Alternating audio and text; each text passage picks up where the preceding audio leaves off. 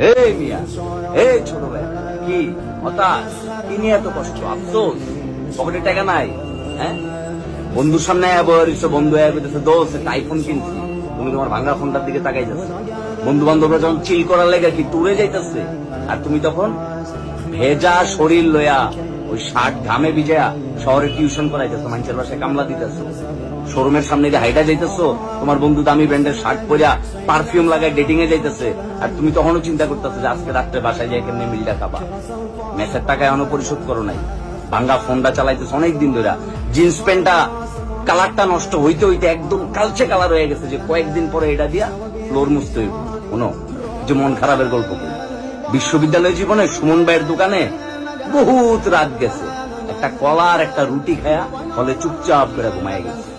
বন্ধু বান্ধবরা ট্যুরে যাইতেছে, বলছি যে বাসায় যাইতে দিব না, আস্তে করে হলে যায় চুপচাপ করে গেছি।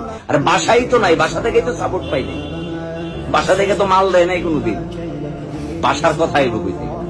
এরকম জীবনে বহুত সময় পার হয়েছে, এক প্যান্ট কালা হয়ে গেছে, কালা। এত আফসোস রাখলে লাইফে চলবে।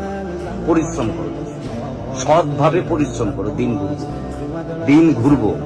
যে শামীম আহমেদ একটা রুটি আর একটা কলা খেয়ে রাত্রে ঘুমাইছে না, ওই শামীম আহমেদের মাধ্যমে আল্লাহ পাক এখন কয়েকটা মানুষের রুটি আর কলার ব্যবস্থা করে। সময় কিন্তু বুঝে গেছে। আপনি, তুমি, তোরা যারা এই ভিডিওটা দেখতেছিস না, তোরও দিন ঘুরবো।